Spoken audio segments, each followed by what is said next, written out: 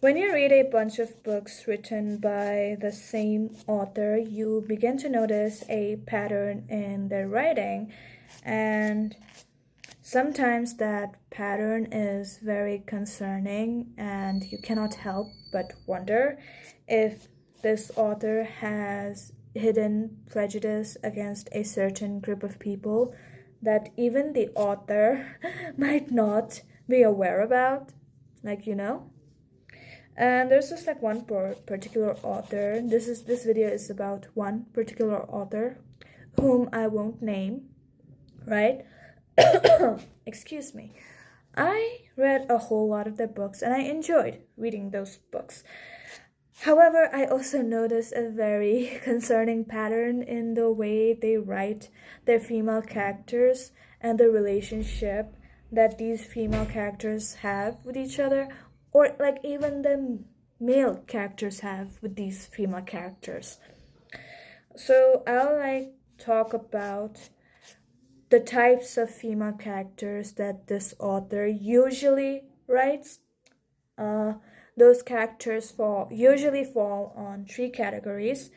One's spineless damsel of distress.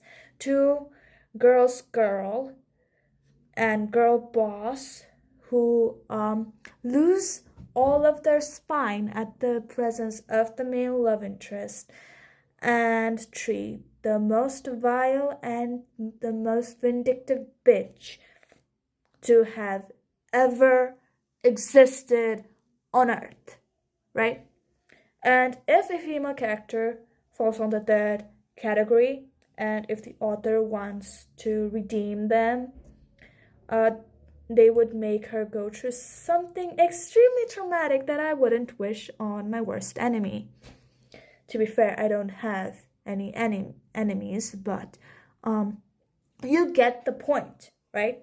Like, the author makes her go through something so traumatic that no one would wish upon their worst enemy. And let's talk about the female relationships, right? The female friendships are not well developed, unfortunately, right? And if a female character is outside of the main group, like friend group, then that female character will definitely be the most vindictive bitch to exist on the planet of Earth, right? And I have used that word a lot to describe these characters, and that is definitely like most of their like female characters that are like not the main character, they fall on that category, okay? Like those female characters like fall on those category, like and now I'll talk about like the mother-daughter relationship that like these characters have. Hell, mother-child relationship, right?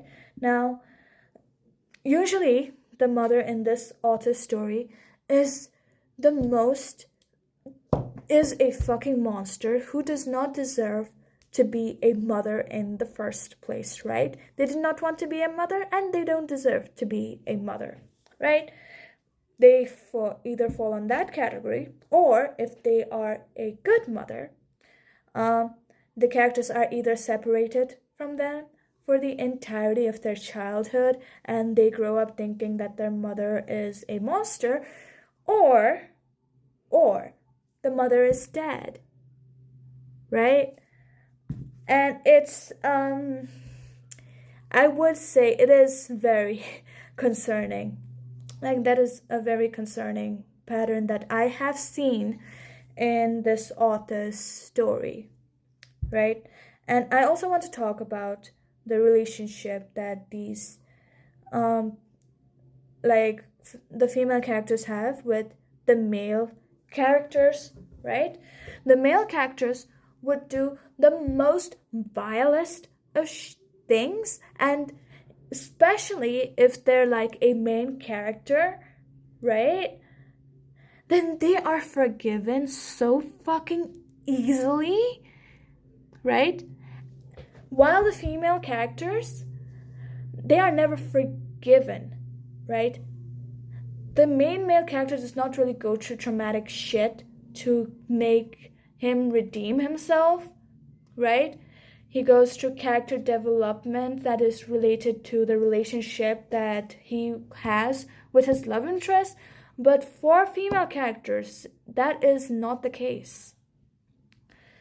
And it is, I would say, yeah, that is a very concerning pattern that I have noticed in this author's books. Now, as an author myself, I will say nobody has the right to dictate the way I write my characters, obviously, and this author can write their female characters in whatever way that they want to. However, okay, their misogyny shows, all right? Their misogyny really shows in the way that they write these characters, and I personally think that they might not even be aware that these tropes that they're writing might come from misogyny in and of itself, right? Because majority of the female characters that they write fall on those category. Like, if they're not the main characters, then they are usually the most vindictive and vile person on the planet who is not forgiven easily, like at all, compared to their male counterparts.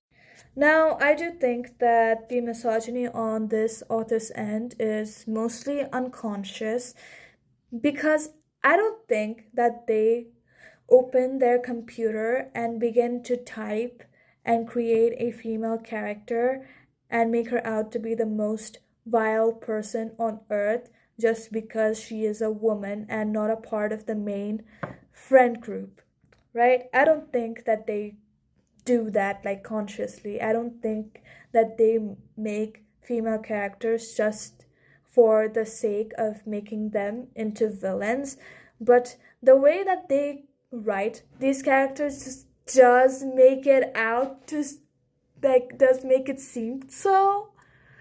And they really need to reflect on that aspect of their writing. Now, obviously, not every female character that an author creates has to be a girl boss who can do no wrong. Obviously, no, right? That would make very like boring story.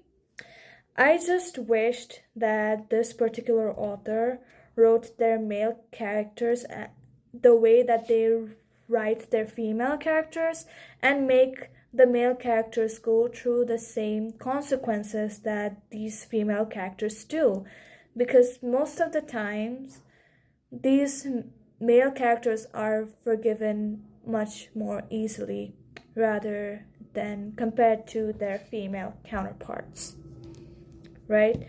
And I would not be like calling them a like unconscious misogynist if their male characters like had the same type of like problems and suffered the same degree of consequences that these female characters do, but they don't. And like, I cannot help but wonder if this particular author is unconsciously misogynist, is unconsciously a misogynist. Another reason why I wanted to make this video is because like the way that this author writes their female characters reminds me of the way that the writers of Indian soap operas write their female characters. And I'll be straight up with you, since I did grow up on Indian soap opera and everything. Those writers are definitely misogynists, okay? And I really don't think that author wants to like be compared with like Indian soap operas writers, because those people are definitely misogynists. Like, it's the way that they write their female characters, it's like obvious, okay? And I really hope that they self-reflect on the way they write. Anyway, that's it.